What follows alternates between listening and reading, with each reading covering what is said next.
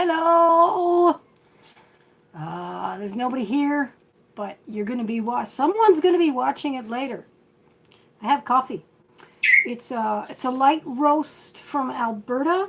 They roast it there. They source the beans somewhere. It's quite nice. I put it in the espresso. I'm finding that light roast does not go in the cold brew the way that if you're making cold brew, you go with a darker roast. And if you're making espresso, a light roast is a very nice, relaxed flavor. Of course, I add whitener and sweetener. In my case, it's maple syrup and almond milk, and in this case, a little coconut milk as well. Because my almond milk is homemade, not very good. I wanted to. Do you ever have one of those days or one of those moments? You know those moments? I'm going to assume you do. I think most people have a moment like this. Hi, Meech. Just listen. You'll understand the title when I'm done talking. Imagine you have one of those moments where you sit there and go, oh, I wish I was.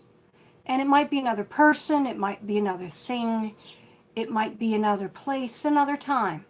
You wish you were something other than what is. Okay? I think everybody does that once in a while. I bet you do it, Meech. Now, in my mind, I think, suppose that wish was granted. Imagine for a moment that I wished one day that I was a white Canadian woman with a developmental disability and a really good brain. And maybe I didn't specify any more than that. You know, I didn't specify that I should be rich, for instance. And suppose I got my wish.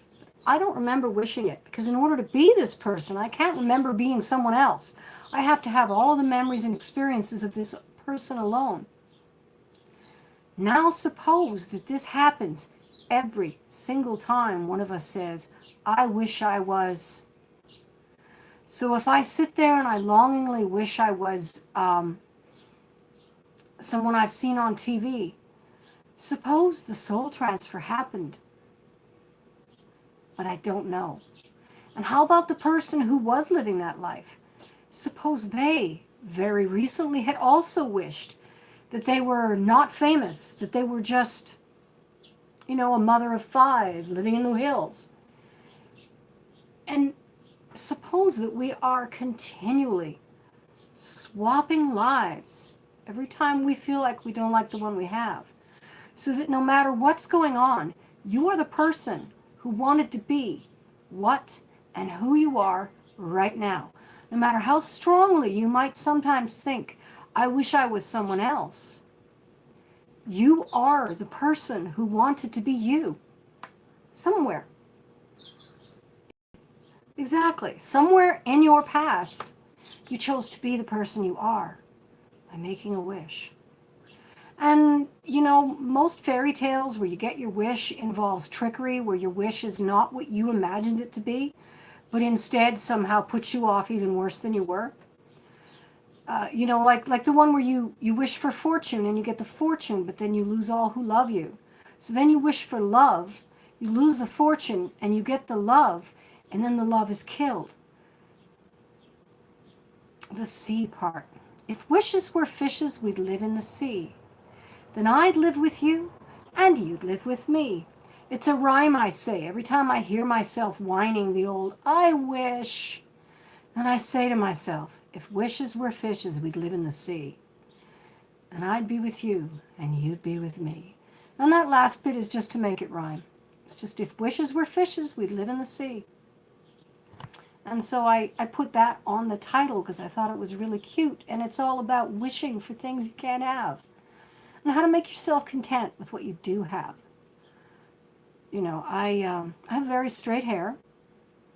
And when I was young, there was curly-haired girls running around literally putting their hair on ironing boards and putting hot irons on their hair to get the curls out.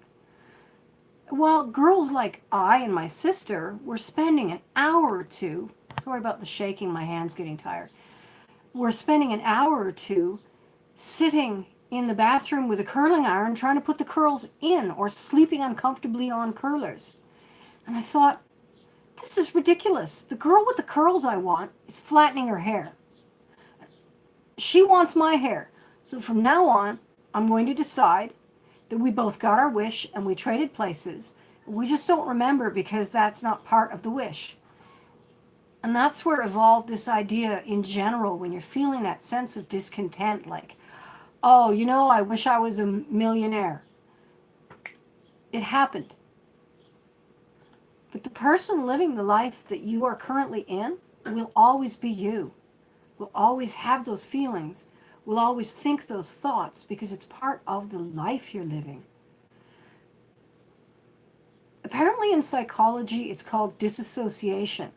When you think of yourself as being some separate part, some separate person or personality or a spirit apart from your body, your life, and even the way you look or the way you think, the physical body that you're born in.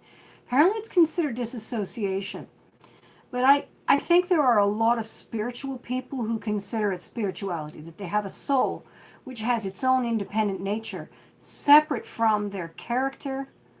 Yes, I wish I was a millionaire and could appreciate it for having had the memory of being poor. But there are people who are exactly that. We call them rags to riches. See, every life that can be lived must be lived. It's the nature of the universe. That's why I don't worry about the world crumbling to the ground. As long as life lives, consciousness lives. And as long as consciousness lives, there is life.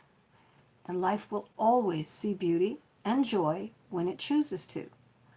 So, if you grew up in a concrete world and you learn to see the beauty in the little grains and sparkles of the sand in the concrete, you may not even appreciate a tree when you see one. And vice versa for someone who grows up in the country. And so too if you grew up as a cockroach. So if reincarnation, as I believe, is a thing, and you and me and everybody else will just continue to return in whatever form nature will permit.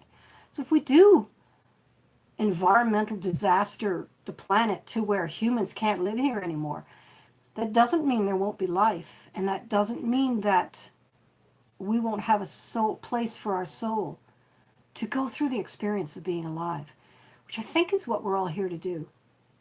Do I believe in aliens? Actually, no. I used to. I used to believe in aliens. I used to look for UFOs. I really believed in it. But it's been 50 years. I'm 55 years old and we haven't seen them yet. I don't believe this jazz that any one government could keep anybody capable of driving here from beyond the range of our sensors and hiding themselves from our sensors would not allow any one government to hide them from us. So I finally said, let's consider an alternate theory. What if we are it? What if we're the first one?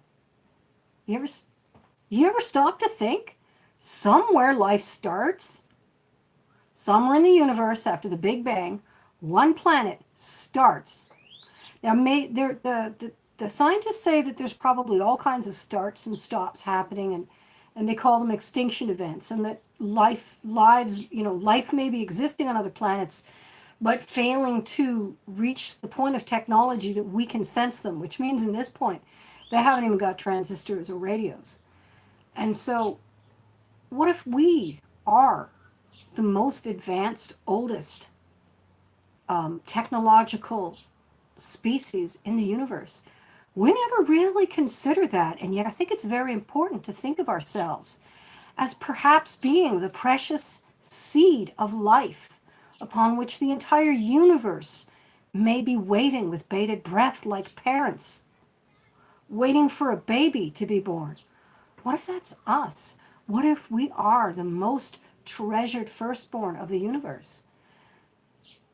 We owe it to ourselves to be a little gentler with each other, gentler with our planet, gentler with our affections, gentler to each other, because we are so precious. And not just us, but when I look at the diversity of the animals on this planet, I recognize all the alien species the universe could possibly need for every configuration of planet we run into. Rather than terraforming planets to suit one species, it makes more sense to accelerate the evolution of other species by dropping them on those planets with the right conditions and running around tweaking. Now, I used to think that God was an alien who had done that for us. But now I think that God is a spirit, and it is the spirit of us all, and in that sense has done that through having a consciousness and an understanding, but is mostly like a child and a learning thing as well. So I could see a planet where we dump a bunch of whales and they develop sonar technology that allows them to become, as evolved as they want to be. And think what an octopus could do with all those tentacles. Oi! And of course, because they don't need to maintain a body pressure the way we do, it's entirely possible that all they would need for space is a suit that contains oxygenized water. No pressure. They may not need pressure suits to leave the Earth because they're designed for such a strange variety of pressures with deep sea and everything. So it would be very interesting to be able to start working with other animals and seeing if they can be evolved into sentient species to suit other planets. I'm not going to live to see that. None of us are. I don't think that tech can progress that speedily, and we still have so much to do to avoid a major extinction event. Anyway, my hand is killing me. It's been over 10 minutes.